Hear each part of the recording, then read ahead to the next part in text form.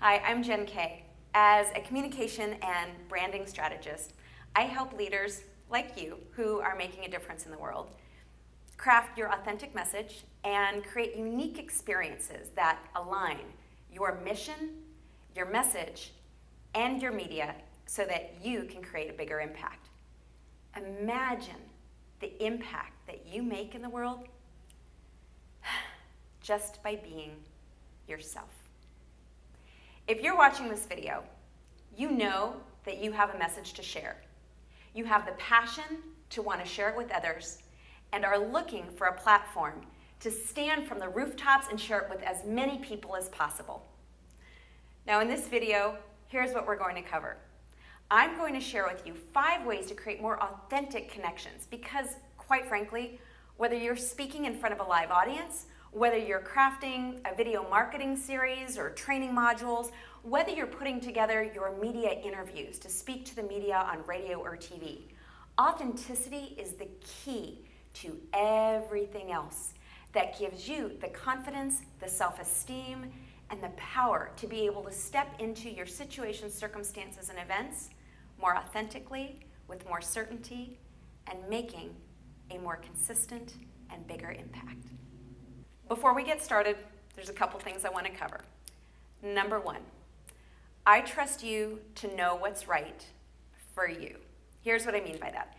As you hear something in this video that works for you, that really resonates for you, and only you know what that is, I can't tell you, okay?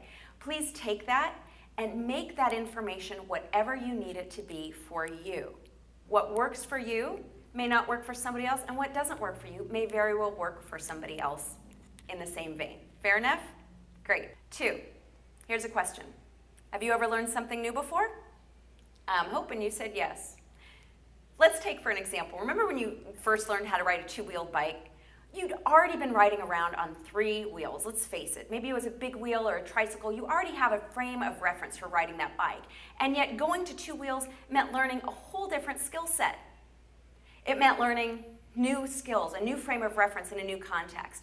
So maybe you had a parent or a loved one or a sibling or a cousin that helped you as you learned how to maybe balance and ride higher off the ground and know what to look for. And yet the day came when you actually had to head out on 2 wheels all by yourself. What was going through your head? If you're like most of us, if you're certainly like me, there was both excitement at learning something new, and it meant a certain amount of freedom of what you related to that experience, and yet there was also a certain amount of apprehension, of uncertainty, of what if I fall, what if I fail, what if I don't get it right the first time? Maybe you even compared yourself to all the other kids riding around on their bikes. They were doing it fine, you wanted to be that good too. So the day came. First time out of the chute, what happened? Well, chances are you crashed and burned. Life is pretty simple. We've always got 2 choices. Bike's laying on the ground, you're injured, you're hurt, you didn't do it right the first time. Well, gosh, you've got 2 choices. 1, you can leave that bike lying on the ground and say, that's it. I'm walking everywhere until I'm 16 and I can drive and find another way around it. Or you can get back on that bike. What happened was each time you got on that bike, the better you got. You increased your confidence, you increased your self-esteem, your courage increased, you knew what not to do, and you knew what to do.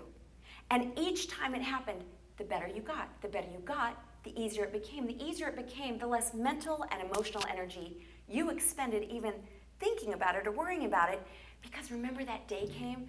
Finally, you came running out of the house, you jumped on the bike, you didn't even think about it or expend any energy. You found the biggest hill in your neighborhood, you went to the top of that hill, no hands, whee, and celebrated as fast as you could.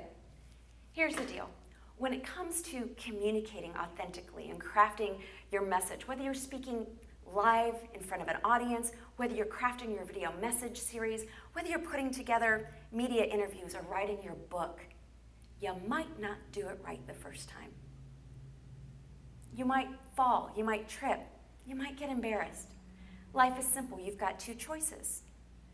You can say, that's it, I gave it a try, I don't have to ever do it again, or you can keep showing up, right? The thing about it is you've got to be open and willing to not only hear things in a new way, you've got to be open and willing to getting back on that bike and trying it day after day and event after event. So what I'm asking is if you are willing to simply be open and willing to continue to practice and to be open and willing to hearing things maybe in a new way as it pertains to authenticity and creating your unique message. Let's get started. So, what does it mean to be authentic? And quite honestly, why should we care? Authenticity comes from the Greek word authentikos, which means original or genuine. Authentic is you. There is no other you. When you can truly step into your authenticity, take ownership and embrace that, body, mind, spirit, regardless of what you do in the world and how you show up with your message, you walk your talk, you say what you mean what you say, and you create greater trust and connection with your listeners. Key number 1, embrace your who. W-H-O, write it down. Kind of like when Horton hears a who. I always like that. Embracing your who is different than identifying what you do. You see, who you are in the world is so much bigger and greater than what you do. What you do is simply an expression of who you are, which we'll talk about in a moment. So what I'd like you to do is actually take out a sheet of paper, get a pen, and write down the following statement.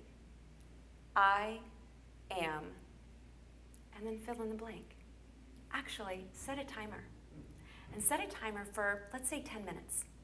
Okay? I want you to write down, I am, and fill in as many aspects that you can think of. Okay? Like, simple. Here's a few examples. I am Jen Kaye.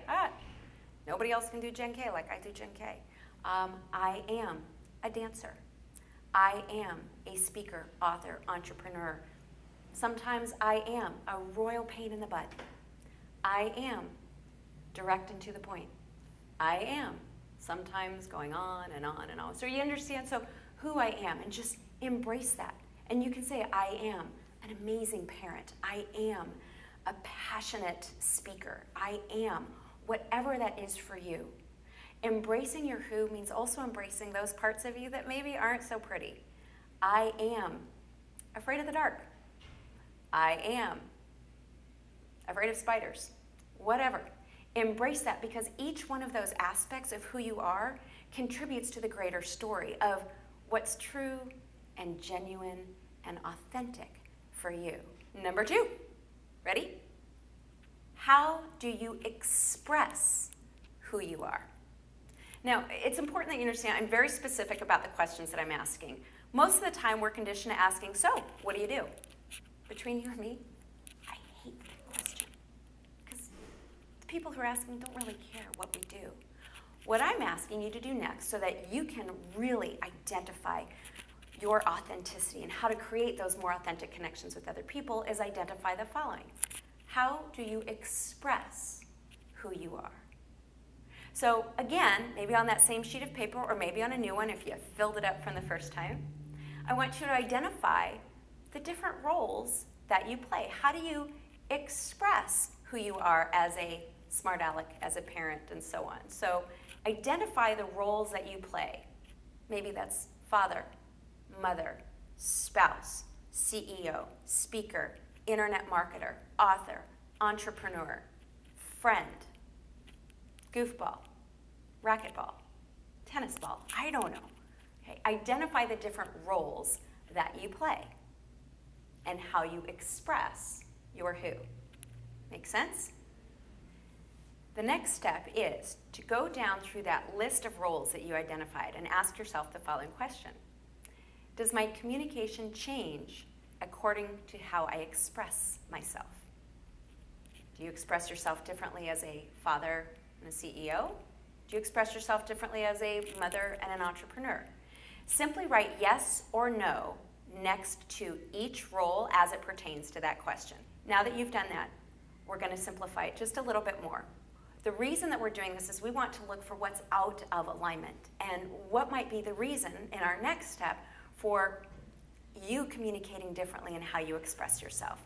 Now, I'm not talking about, of course, well, as a CEO, you're going to show up differently than a parent. Of course. And at the core of who you are and your authentic messaging, we're going to begin to extract those pieces that you're going to carry out throughout every aspect of your messaging, regardless of your audience. So, for all of the answers that you replied no to, I want you to create your own list from that, and we're going to talk about how to realign that in our next step. Number 3, identify what's holding you back. Now, a lot of people talk about this either as your subconscious, loops, old stories and tapes that might be playing in the background. We all have stories or thought patterns that actually hold us back from being our true and authentic selves. Maybe it's something from when we were a kid, saying, oh, I'm too fat, I am too boring, what do I have to offer? Or maybe it's something that's getting in our own way right now of, well, how do I get started? Or, I don't know how to craft my message, or where do I start? Or it's too overwhelming, or what if I fail? What's holding you back? What stories are getting in your way? What are some of the thoughts that you have about why you can't move forward? Write them down. At the end of the day, they're all stories. And our stories can either feed us, inspire us, and move us to action, or our stories can hold us back. Change your story, change your life. So action is going to be the key to overcoming that story. Action will overcome fear each and every time. Why? Because fear can't exist, it can't paralyze you, it can't hold you back when you're moving forward.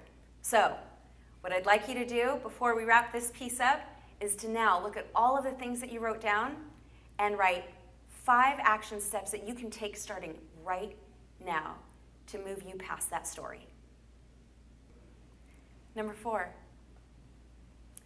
know your why. Why do you care about your topic? Why do you care about your message? And at the end of the day, why do you care about helping other people? Knowing your why is one of the most important aspects of creating authentic connections.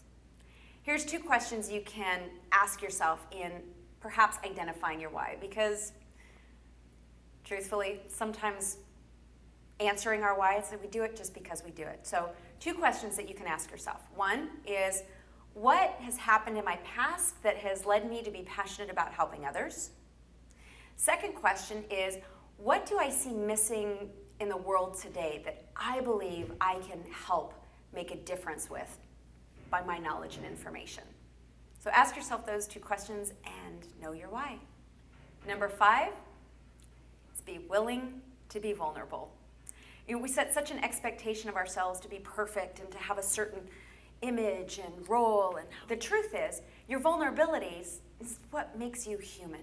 And audiences want to know not just how you got to be where you're at, they want to know who you are, what struggles and successes you've been through, what you learned through them so that you got to be where you're at today. They want to know that they can accomplish those great things too. And sometimes your audiences get stuck in their stories of why they can't accomplish something, and you're actually modeling for them what the stories were, what the path was that you took, your blueprint, what have you, so that they can do the same thing. So often we have a connotation of being vulnerable as being weak. There's great strength in vulnerability. In one of my signature communication programs, I actually talk about what are you willing to risk to be authentic. Now, I personally believe that true authenticity does require a certain amount of risk or vulnerability. Sometimes in order to be authentic, we need to be willing to risk letting go of our pride or our ego or our attachment to how something is supposed to look. And sometimes we must be willing to let go of our attachment to when we think things are supposed to happen and how they're supposed to happen. Maybe we need to be willing to risk letting go of our control issues or our perfectionism issues, yes?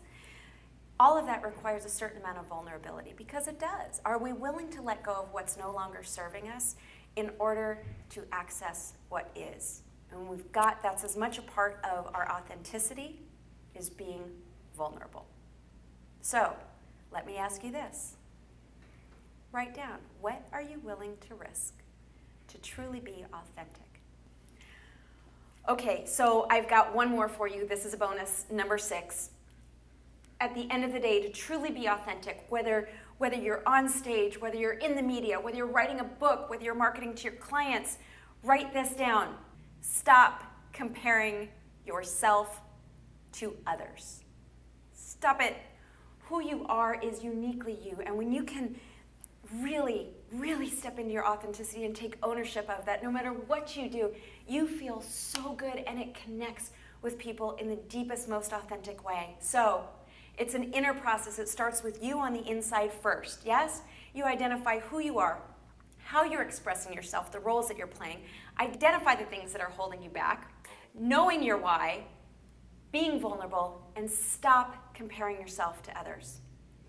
I hope this has been helpful. Again, I am Jen Kaye, and encouraging you every moment to step into your authentic and most magnificent self in crafting your message and making a difference and a bigger impact in the world.